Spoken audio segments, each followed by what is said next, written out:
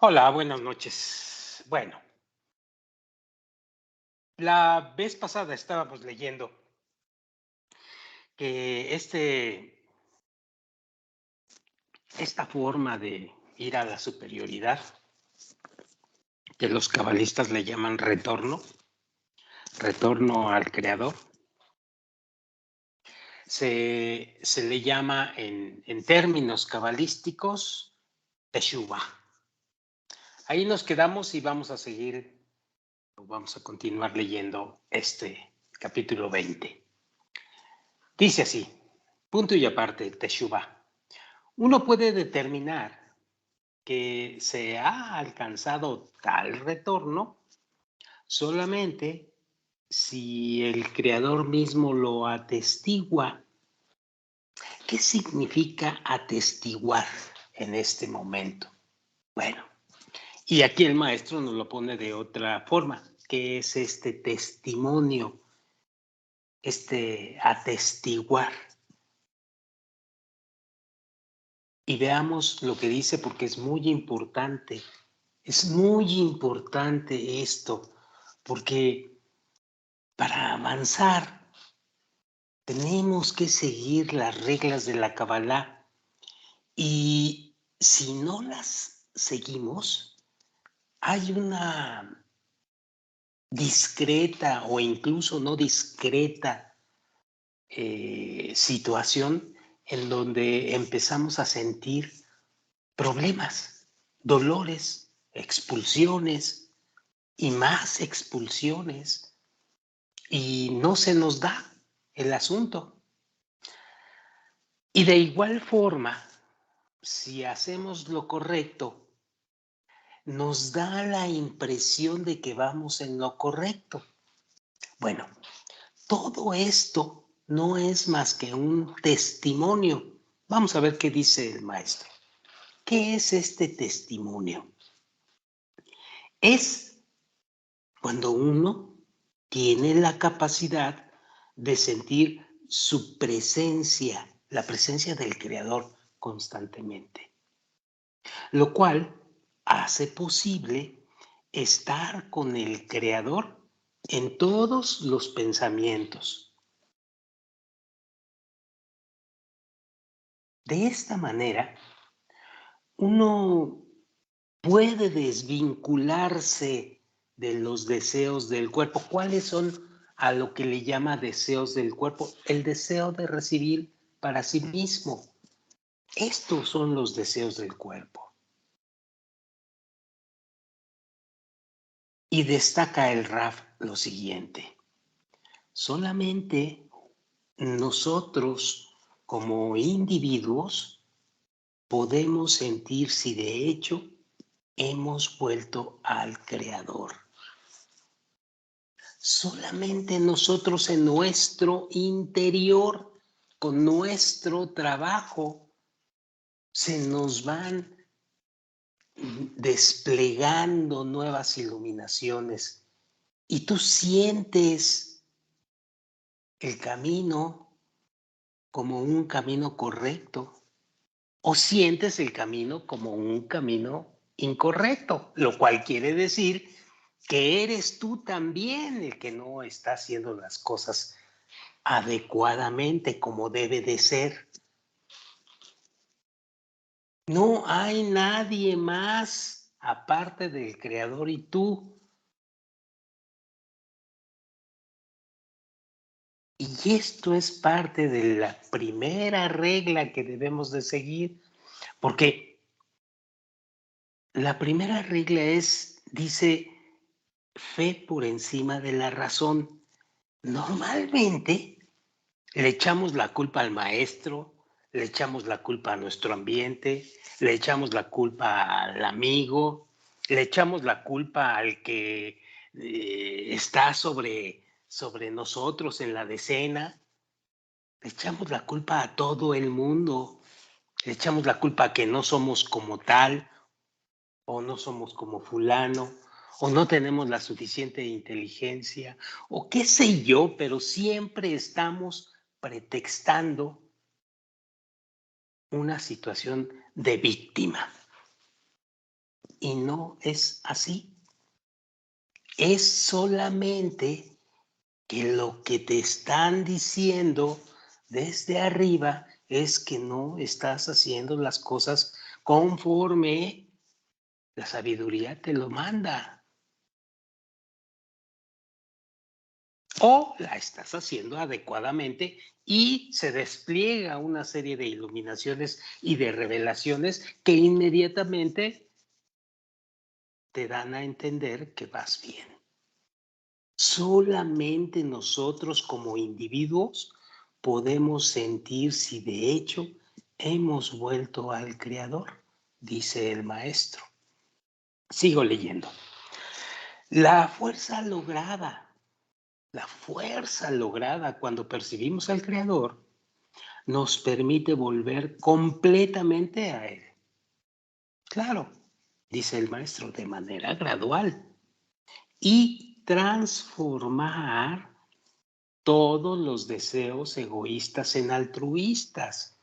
Es decir, nuestro trabajo en forma gradual es entonces transformar todos nuestros deseos egoístas en altruistas. Ese es nuestro trabajo interno. Y ese es el motivo que nos va a hacer acercarnos al Creador. Si no lo hacemos, no te vas a acercar al Creador. Así bailes con tu amigo en un congreso de Kabbalah. Punto. El trabajo interno es la transformación de los deseos egoístas en altruistas. Y eso es en última instancia y en primera instancia lo que hacemos dentro del camino de la Kabbalah para acercarnos al Creador. Y eso, llamado de otra forma, es conexión correcta con el otro. Punto.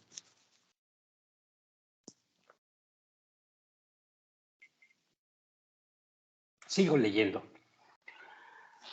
Cuantos más deseos, dice el maestro, cuantos más deseos, entre comillas, malos poseamos, malos significa egoístas, al principio de nuestro sendero, tanto más automejoramiento podemos emprender.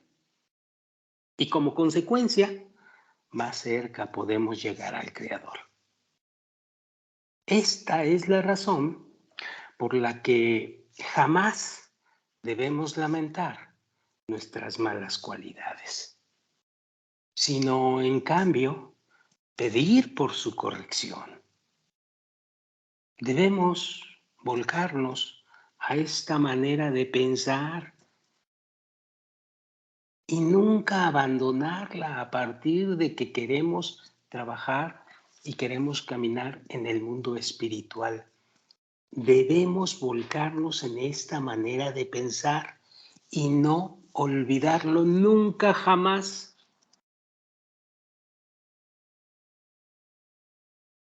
Porque normalmente también en el camino espiritual nos van a venir pensamientos muy deprimentes acerca del trabajo interno. Y el maestro lo dice, debemos volcarnos a esta manera de pensar cada vez que vienen a la mente pensamientos de falta de valor. Todos estos pensamientos se despiertan en nosotros como resultado de sentirse distante del Creador. Y Él envía estos sentimientos a nosotros y no a otros.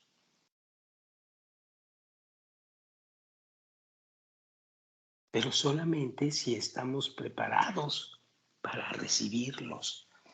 Miren ustedes, les voy a dar una pista muy importante cuando uno trabaja internamente. Tenemos un ego brutal quienes iniciamos este camino. Y como tenemos un ego brutalmente enorme, especulamos, sobre todo cuando estamos callados y solos, especulamos acerca de todo y nos imaginamos cosas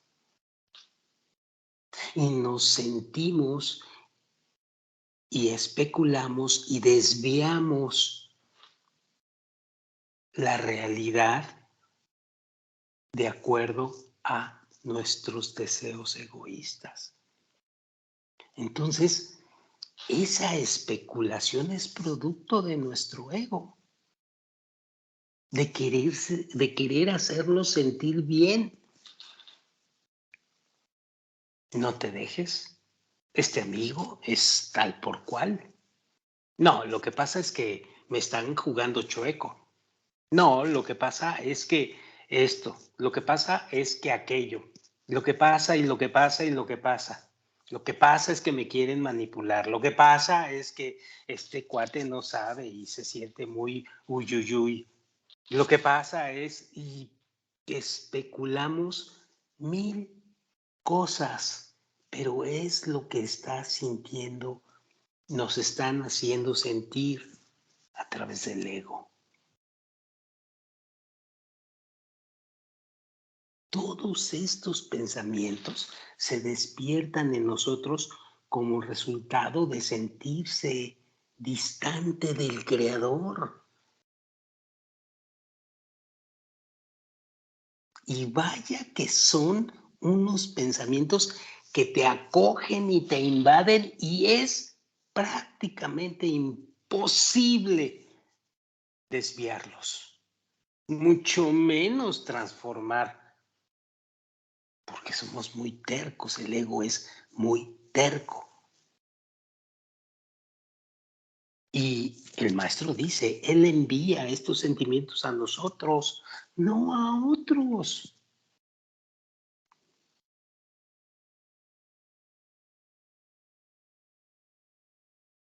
Otros no se consideran a sí mismos como malos y no perciben su egoísmo. Al contrario, están convencidos que son justos. Pero allá ellos, en este camino, el asunto es qué estoy percibiendo yo. ¿Qué tengo que hacer para transformar mis deseos egoístas que se me presentan a cada segundo? Especulando, esperando, viniendo pensamientos extraños.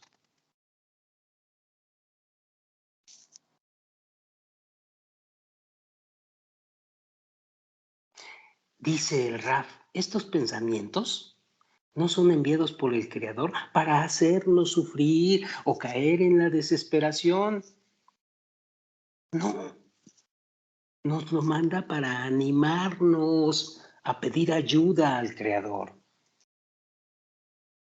Hace algo por esto, pidiendo al Creador, exigiéndole ser liberados de esto que es algo que traemos en nosotros mismos y por lo tanto nos está vulnerando, haciéndonos más débiles y provocando que el egoísmo crezca. Y cada vez, dice el maestro, que nos sintamos o que nos sentimos nuevamente sin valor y débiles, habiendo ya experimentado los mismos sentimientos en el pasado, recordaremos que no necesitamos volver a estos sentimientos de fracaso y derrota. Se nos debe recordar que cada vez que pasamos por este proceso, experimentamos nuevas correcciones, las cuales se acumulan hasta que el Creador mismo las junta, pero son nuevas oportunidades para que tú transformes, para que nosotros transformemos lo que se está revelando en ese momento y lo transformemos en otorgamiento. Por eso están apareciendo constantemente.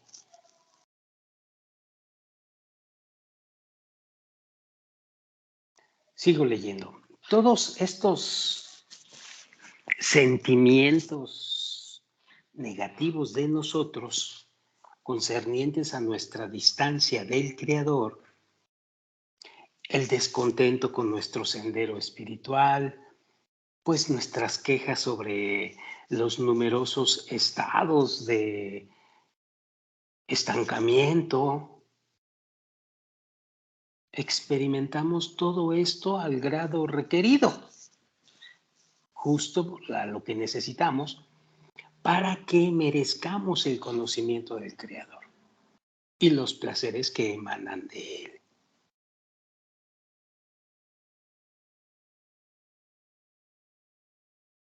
Así que es absurdo victimizarte. Hay que discernir perfectamente que cuando te encuentras invadido por estos pensamientos tan terriblemente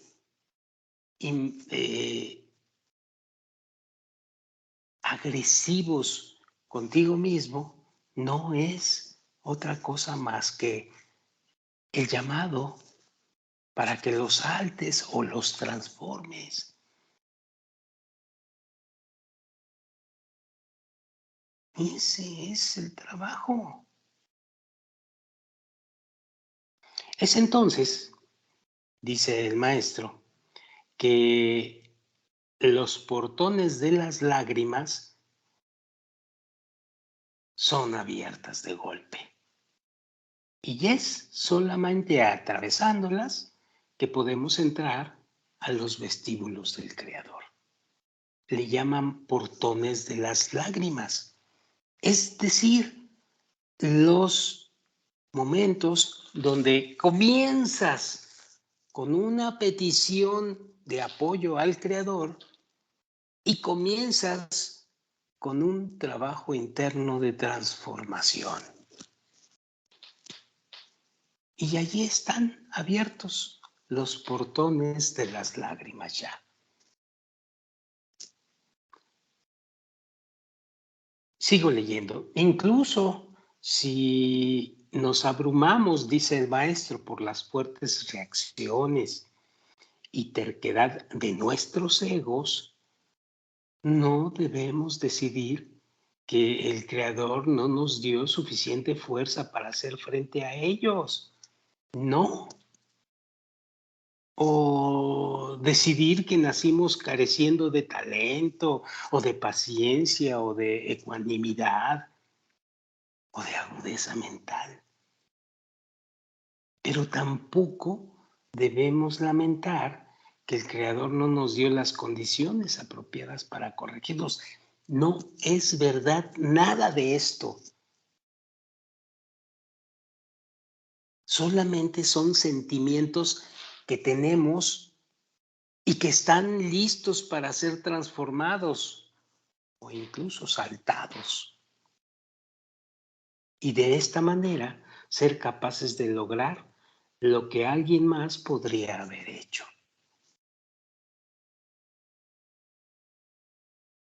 Y también, dice el maestro, nos es prohibido decidir en tu interior que estos sufrimientos son un resultado de nuestros pecados anteriores o que esto es, entre comillas, lo que nos tocó o es la cruz que tienes que cargar o no sé qué cuántas frases de víctima te enseñan en la materialidad. O que son nuestras acciones en encarnaciones pasadas y que estamos pagando un karma y por eso estamos en este estado. Tonterías.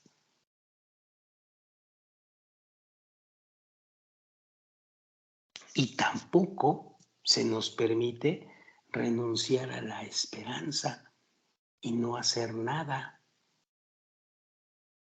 ya que si nosotros utilizamos correctamente la mínima fuerza y los talentos que tenemos, vamos a lograr éxito.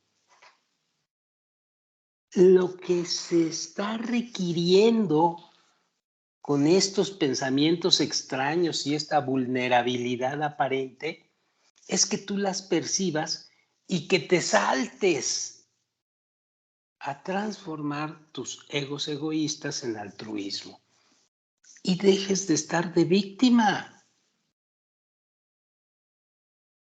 porque esto te está obligando al discernimiento interno, al cambio interno.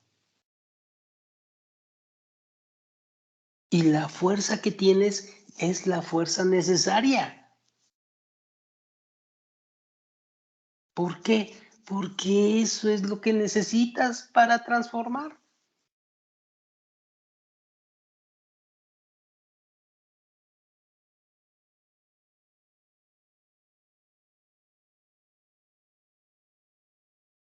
Sigo leyendo. Necesitaremos cada atributo que el Creador nos dio, incluso el más sencillo, tanto hoy como en el futuro, para lograr nuestra meta, que es la corrección del alma. El cabalista, cuando habla de la corrección del alma, está hablando del proceso gradual, perdón, del proceso gradual de transformación interna de nuestros deseos egoístas hacia deseos altruistas. Y en el momento en que hagamos esa transformación, baja la luz y nos revela situaciones que nos hacen una conciencia más expandida y que nos va acercando gradualmente al Creador. Esto es la corrección del alma. Esto significa la corrección del alma. Y el maestro hace esta analogía. Este proceso, dice él, es similar a plantar una semilla. Si se planta en un suelo fértil y se cuida apropiadamente, entonces la semilla brotará, crecerá y por lo tanto producirá su fruto. Por lo tanto, dice el maestro, necesitamos un buen mentor y un buen suelo o ambiente a fin de que todos nuestros atributos se desarrollen y se balanceen con todos y cada uno de ellos, combinándose para crear una relación apropiada que nos ayude a alcanzar nuestra meta principal. Cada pregunta que se despierta en nosotros, ojo aquí, cada pregunta que se despierta en nosotros, sobre todo cuando estás recibiendo información acerca de la Kabbalah, es enviada por el Creador, quien está aguardando la respuesta correcta por parte nuestra. La respuesta a las preguntas del cuerpo y de la mente, las preguntas egoístas que son clásicas. ¿Para qué estoy estudiando esto? ¿Para qué estoy oyendo a este individuo decir todo esto? ¿Y qué gano con todo esto? Porque siempre buscamos algún tipo de bienestar o de recompensa. ¿Qué voy a ganar? Y vamos a encontrar que tienen solo una respuesta, que por cierto, es una respuesta que el cuerpo no entiende por completo. Es que vas a ganar la voluntad del Creador y que alcances al Creador de esta manera.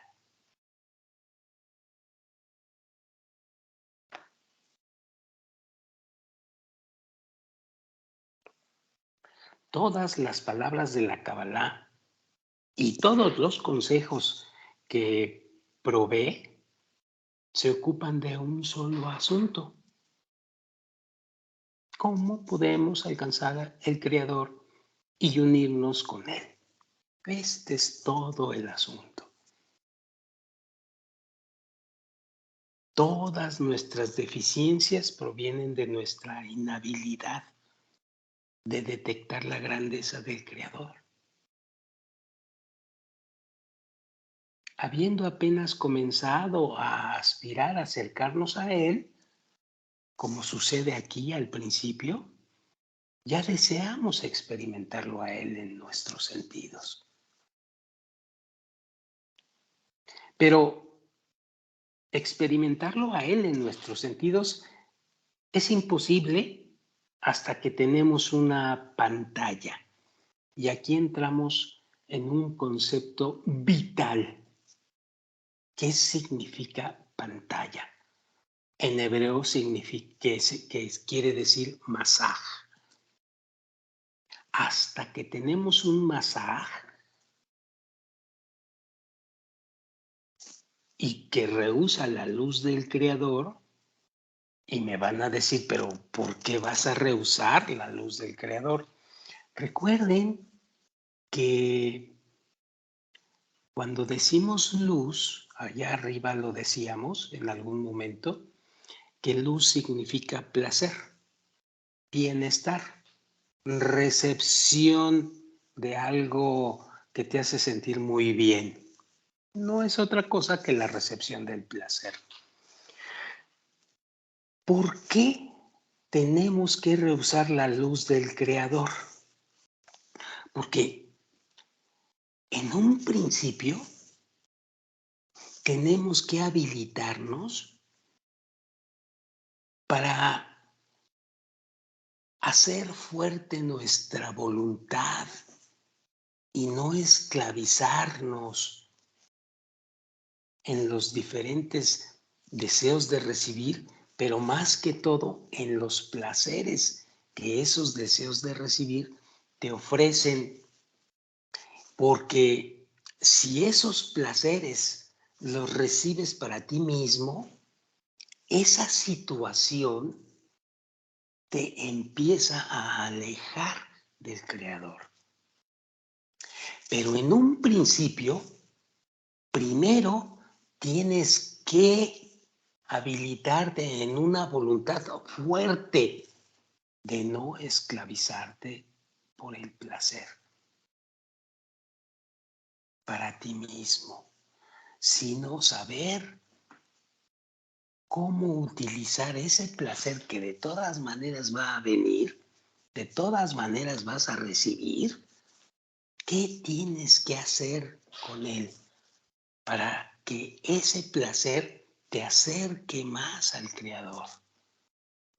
Por eso es que necesitamos una pantalla de inicio para detener ese placer que no quieres que entre a ti si tú lo vas a digerir para ti mismo.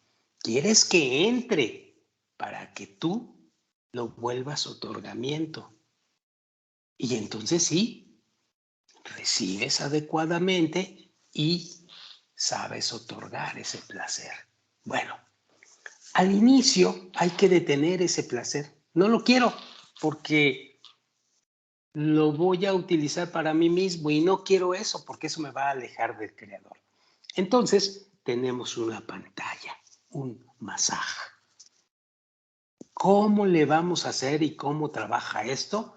Más adelante va a ser muy importante habilitarnos y conocer cómo puede ser esto posible en nosotros. Eso es parte de la transformación o del proceso de transformación de un deseo egoísta a un deseo altruista. Más adelante, técnicamente lo veremos. Por lo pronto, es importante que reconozcamos este concepto de pantalla.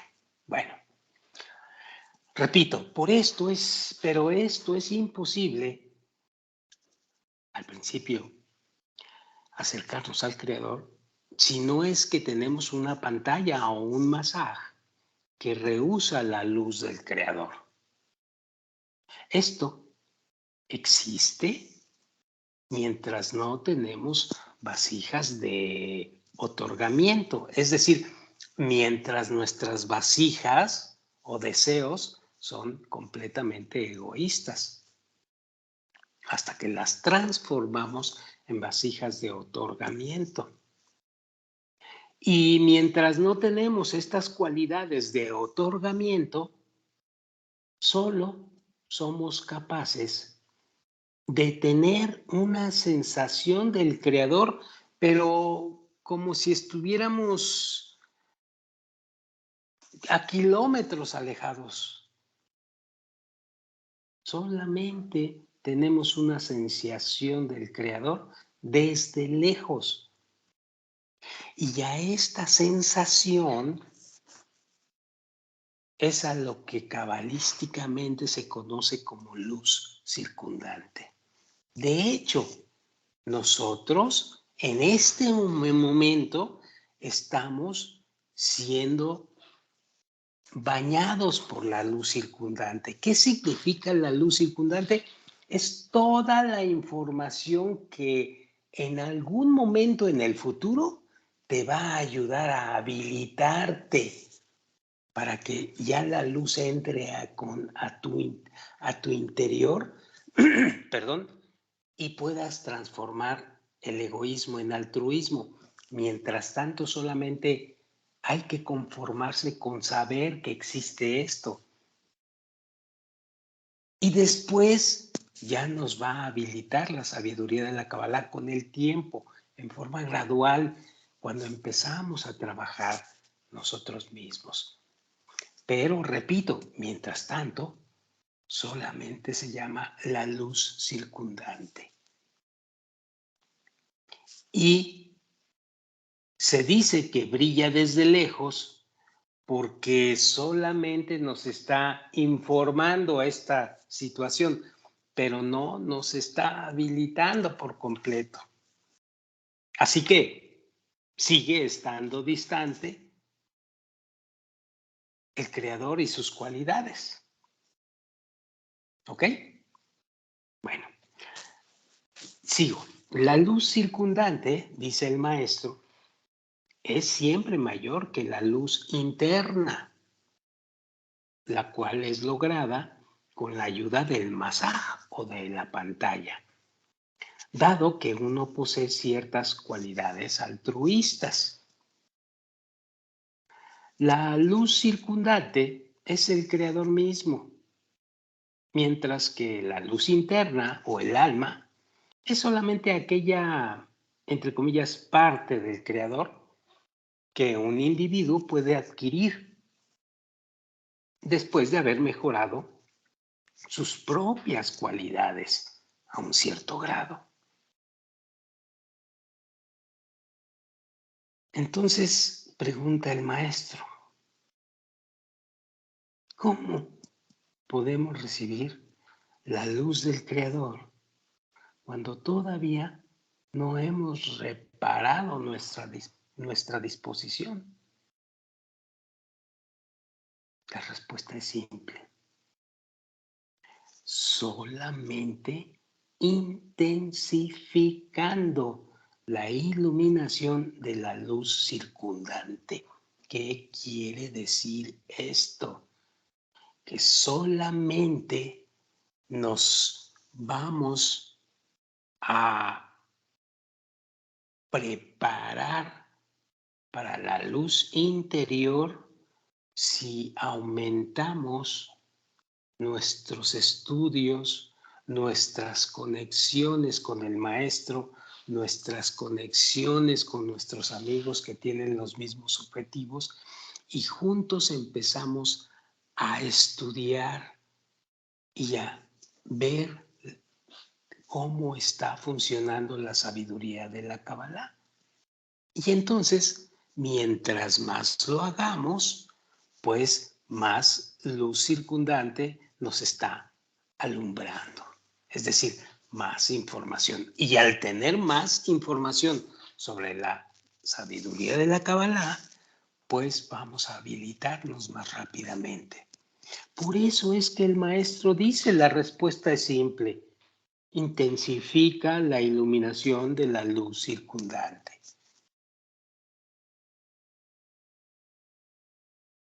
En otras palabras, alcanzaremos esto solamente aumentando la grandiosidad e importancia del Creador a nuestros ojos, al anhelar constantemente sentir al Creador como la fuente de toda la existencia y de todo lo que se ha hecho.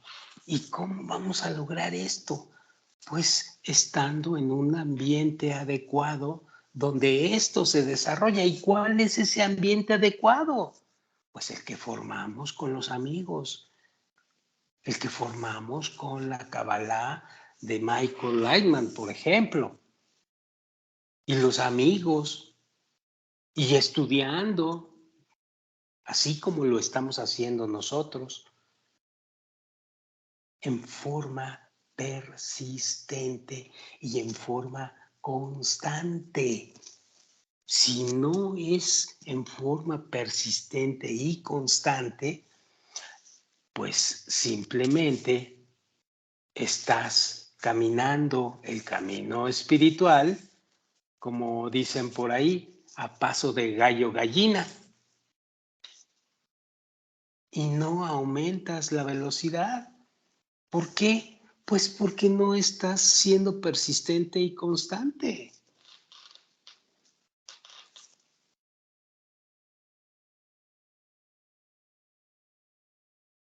Punto.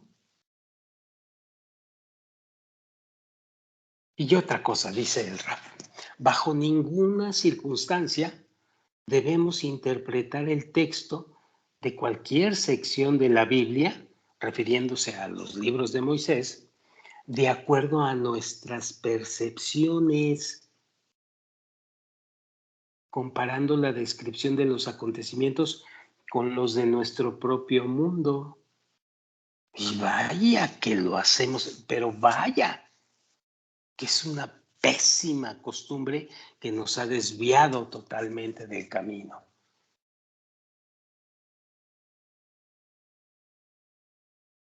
Por ejemplo, dice el maestro, como he escrito en mis libros anteriores, y entre comillas dice, el malvado Leván, mencionado en la Biblia, que es el nivel más bajo del alma, siendo llenada con la luz del Creador.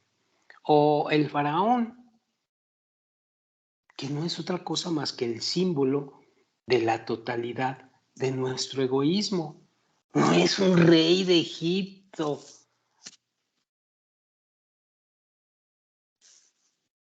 Los que no saben interpretan esto como un rey maligno que mataba a los judíos y que los persiguió después de que huyeron de Egipto y no sé qué tantas cosas.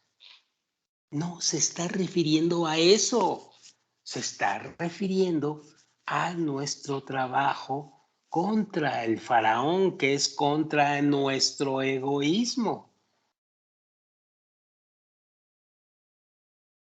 Otro ejemplo, dice el maestro, se puede encontrar en la Biblia, donde se cuenta sobre cómo cierto individuo llamado Tajía vino a una ciudad y reunió a su alrededor a gente vacía, y todos ellos fueron con él al desierto.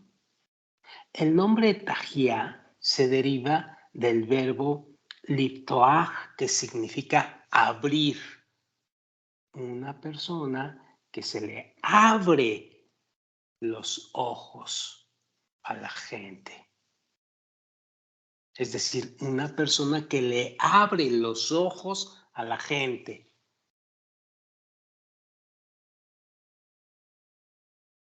Y él, junto a toda la gente, entre comillas, vacía. Es decir, gente que siente la vaciedad en sus vidas.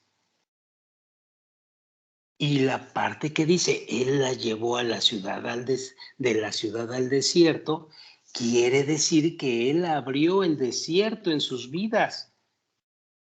Como está escrito en la Biblia, Lej Agarabai Bamidbar.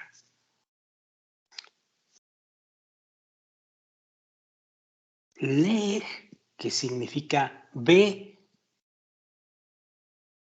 dice el Creador a la persona, Aharai Bamidbar, tras de mí en el desierto, como la sensación de que tu vida, sin la percepción de lo espiritual, es como un desierto sin una gota de agua. Que la pequeña chispa de redención del sentimiento de vacío te parecerá como una fuente fresca sobre tu alma exhausta. Y da otro ejemplo más. Otro ejemplo se puede encontrar en la Agadá, que es un relato de la Pascua sobre el éxodo de Egipto, del cautiverio espiritual del faraón, nuestro egoísmo. Y dice la frase, el faraón murió. Quiere decir que finalmente el individuo ve que su egoísmo no es por su bien, que lo mata y que lo obliga a servirlo toda su vida si no lo ataca, si no lo nulifica. Este principio, desde su punto de vista, muere. Esto es lo que significa muere. Y mientras él no reconozca que su egoísmo es su único enemigo, piensa que su vida y servidumbre en Egipto, que entre otras fue el cautiverio entre los deseos del cuerpo, es decir, los deseos del egoísmo, fue una condición buena y favorable.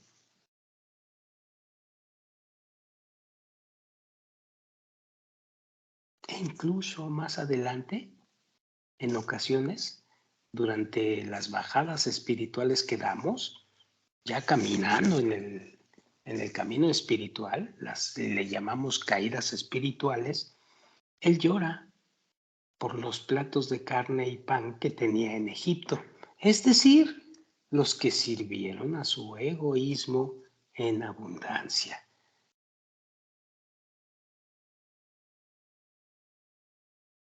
Mientras el faraón, que es el egoísmo en el corazón de una persona, el rey, quien gobernaba todos los pensamientos y deseos de la persona de Egipto, estaba con vida, él dictaba en contra de la voluntad de las personas cuáles serían todos los deseos y acciones de la persona. Se dice que de esta persona que se encuentra entonces en el exilio de Egipto, en el encarcelamiento de Egipto.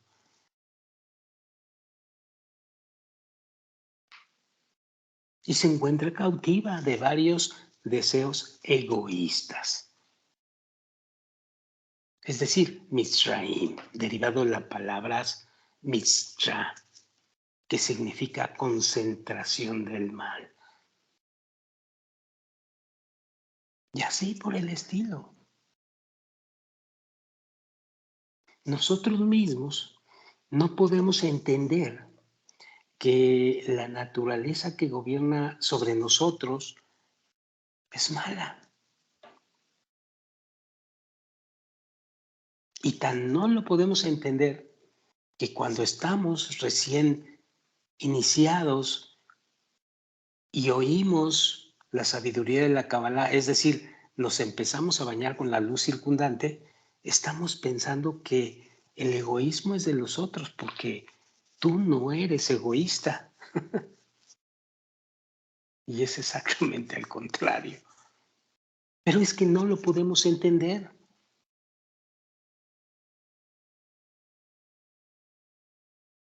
Esto es así. solamente mientras el Creador no haya creado todavía el bien para la persona. Cuando leemos en el sentido de la frase, y contempla, el faraón murió.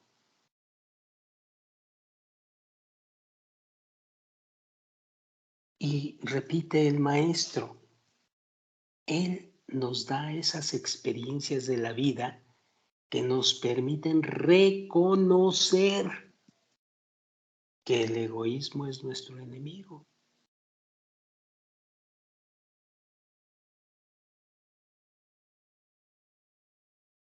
Mientras no suceda esto, le damos vueltas al asunto y vueltas al asunto y verificamos que el mal está en otra cosa o en otros niveles, pero menos en el egoísmo. Y entonces estás sumamente inmerso en esto y dudas, pero los que van adelante ya saben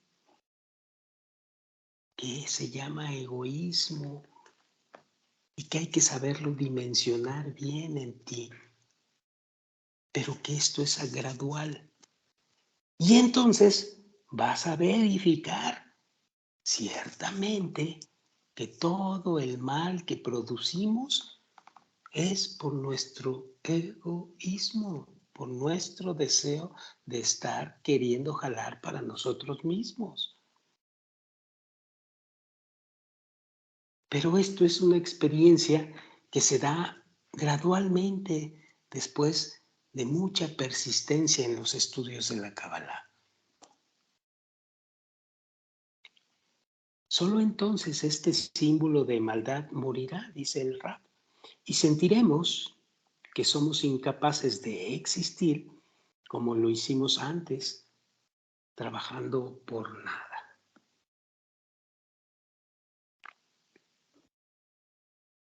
Y como dice la frase, los hijos de Israel gimieron debido a la servidumbre y clamaron.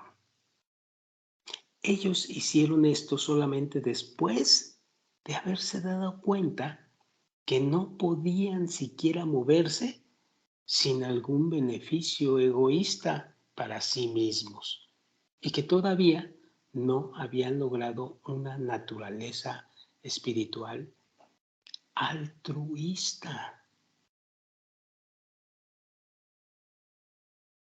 Y como dice la frase, y su clamor de ayuda por parte de su servidumbre se elevó hacia Dios, y Dios oyó nuestra voz.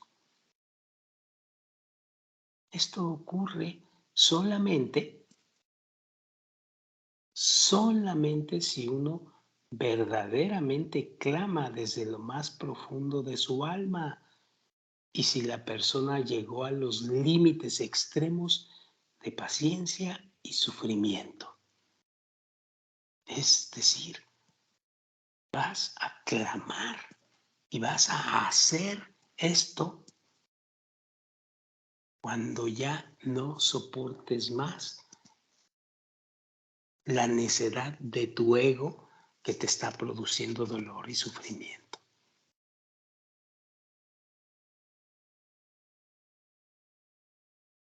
Bueno, vamos a dejarla aquí y